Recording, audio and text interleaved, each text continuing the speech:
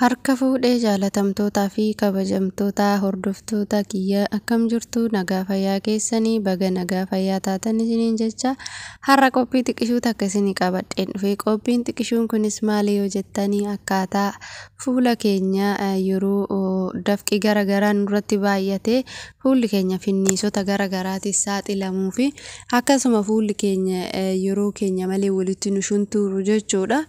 Waan salphaa ta'e tokko isinii qabadheen dhufee jira. Innis maalidha yeroo jettan kinoo akkuma argaa jirtan shunkurtii fi nashaa yookaan daakuu boqqoolloo kana jechuudha. Isa kana walitti naquudhaan shunkurtii quncifadhee qoonni jechaan jira. Qoloo irraa bishaan isaa kanaaf bahuuf jechuudha faqaffaqaan jira. Haala kanaan bishaan isaa faqaffaqattanii jechuudha. Yoo maashinii daakusoo jiraate maashiniidhaan ni daaktu jechuudha. Shunkurtii kana shunkurtii diimaa jechuudha. Yookaan isa shunkurtii ittoodhaan hojjetannu kana jechuudha. Kan isin barbaachisu bishaan isaa qofa. Bishaan isaa kana haala kanaan keessaa akka isinii ba'utti faqaffaqattan jechuudha. Amma qopheessee isinitti argisiisee haala ittiin fayyadamnu jechuudha. Guutumaan guututti illee viidiyoo kana dheeressee isinii hojjechuu baadhu akkaataa itti fayyadaman jechuudha. Waanan argee waan na fayyadeef jechuudha.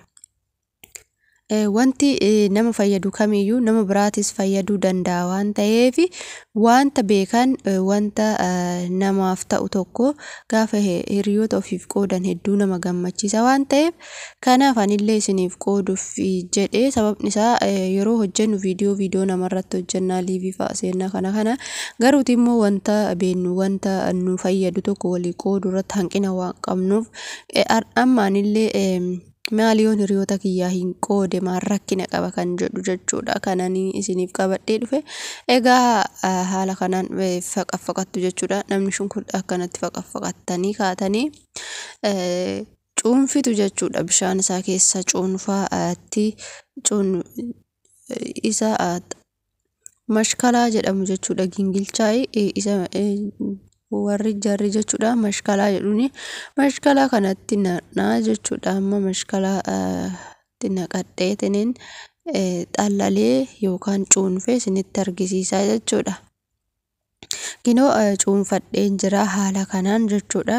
Cuunfadhee amma daakuu boqqoolloo fidadheen jira jechuudha. Daakuu boqqoolloo maankaa ishee xiqqoo 3 itti godhee ishee sukkaaraan qicatan sana jechuudha.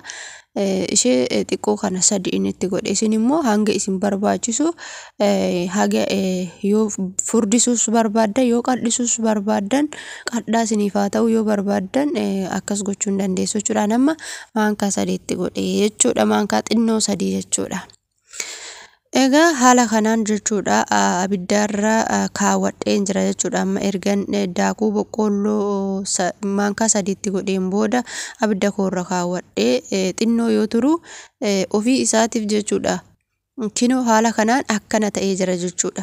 Xinnuma afuuree irra turee jechuudha. Danfee haala kanaan ni bahee jechuudhaan immoo haala kanaan qodaa baalaziinii keessaa dhumetti ol kaawwadhee jechuudha. Isin meeshaa barbaaddan meeshaa qulqullina qabu kan fuula keessanii isinii ta'u itti qopheeffachuu ni dandeessu jechuudha.